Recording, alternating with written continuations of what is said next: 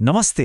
आज हामी एउटा यस्तो प्रविधिबारे कुरा गर्दैछौँ जसले मेडिकल रिपोर्ट र एक्सरेका ती ठूलठूला फिल्म बोकेर हिँड्नुपर्ने झन्झटलाई सायद सदाको लागि अन्त्य गर्न सक्छ। ल कुरा सुरु गरौँ स्वास्थ्य सेवाको एउटा एकदमै चिरपरिचित समस्याबाट। त्यो हो एक्सरे अनि सिटी स्क्यानका ती ठूलठूला बोक्नलाई एकदमै झन्झट हुने फिल्महरू। सायद हामी सबैले कहिले न कहिले यो अनुभव गरेका छौँ।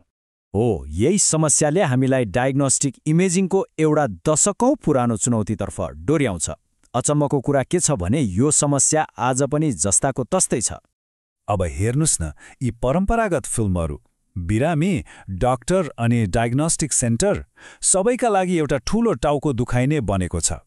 एकातिर यो खर्चिलो छ, अर्कोतिर बोक्नलाई साह्रै गाह्रो।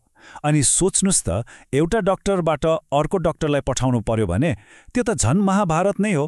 अनि जब कोभिड-19 महामारी आयो, सबै कुरा बदल्यो। टेलिकन्सल्टेसनको त लहरै चल्यो। तर यी भौतिक फिल्महरू एक ठाउँबाट अर्को ठाउँ पठाउन त लगभग असम्भव नै भयो।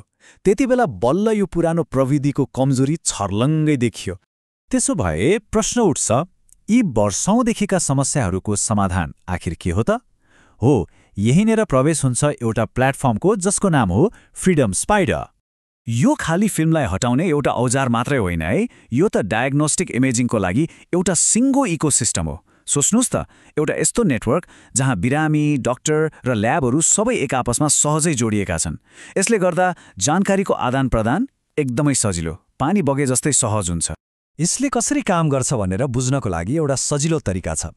यसलाई प्रिन्ट गरिएका डायग्नोस्टिक इमेजहरूको लागि एउटा डिजिटल लकर वा भल्ट जस्तै सम्झनुस्, जहाँ सबै कुरा सुरक्षित पनि हुन्छ अनि चाहिएको बेला सजिलै हेर्न पनि मिल्छ। ल, अब अलि भित्रै गएर हेरौँ। यो डिजिटल भल्टले वास्तविक क्लिनिकल सेटिङमा कसरी काम गर्छ त? यो प्रक्रियालाई एकदमै सरल बनाइएको छ, जम्मा 4 चरणमा। पहिलो चरणमा सिटी, एमआरआई वा एक्सरे मसिनले प्रिन्ट पठाउँछ। दोस्रोमा स्पाइडरले ती इमेजहरूलाई एकीकृत गर्छ। तेस्रोमा ती इमेज र रिपोर्टहरू फ्रिडम रिजल्ट्स पोर्टलमा उपलब्ध हुन्छन्। अनि अन्तिम चरणमा बिरामी र डाक्टरले सुरक्षित पहुँच पाउँछन् र सजिलै सेयर गर्न सक्छन्। र सबैभन्दा महत्त्वपूर्ण कुरा के हो भने यसले अस्पताल वा ल्याबमा पहिलेदेखि नै भएका उपकरणहरूसँगै मिलेर काम गर्छ।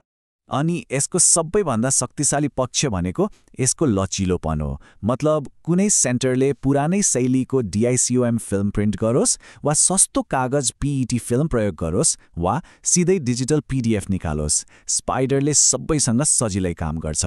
यो साँच्चै नै एउटा गेम चेन्जर हो। र अझै एउटा महत्त्वपूर्ण कुरा, यो प्रणाली चलाउनलाई ठूला अस्पतालहरूमा हुने प्याक्स वा RIS जस्ता महँगो र जटिल IT पूर्वाधारहरू पनि चाहिँदैन। यसको सिधा मतलब के हो भने सानादेखि ठूला सबै किसिमका डायग्नोस्टिक सेन्टरहरूले यो आधुनिक प्रविधिको फाइदा उठाउन सक्छन्। ल, प्रविधिको कुरा त भयो। अब कुरा गरौँ यसको वास्तविक प्रभावको।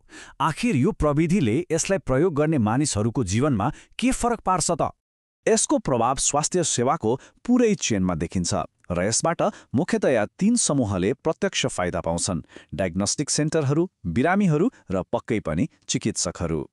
बिरामीको दृष्टिकोणबाट हेरौँ है त। कल्पना गर्नुस् त, अब ती ठूल्ठूला फिल्मका झोला बोकेर हिँड्नुपर्ने झन्झट नै खत्तम। आफ्नो रिपोर्ट र इमेजहरू सबै मोबाइलमै सुरक्षित हुन्छन् अनि चाहिएको बेला एक क्लिकमा WhatsApp, SMS वा इमेलबाट तुरन्तै अर्को डाक्टरलाई पठाउन सकिन्छ। कति सजिलो! अब चिकित्सकहरूको कुरा गरौँ। उहाँहरूका लागि समय नै सबैभन्दा महत्त्वपूर्ण कुरा हो, होइन र? उहाँहरूले रिपोर्टहरू तुरन्तै पाउनुहुन्छ, जसले गर्दा निदान र उपचारको प्रक्रिया निकै छिटो हुन्छ। यसले बिरामीको स्वास्थ्यमा प्रत्यक्ष सकारात्मक असर पार्छ। अनि डायग्नोस्टिक सेन्टरहरूको लागि उहाँहरूका लागि त दोहोरो फाइदा छ।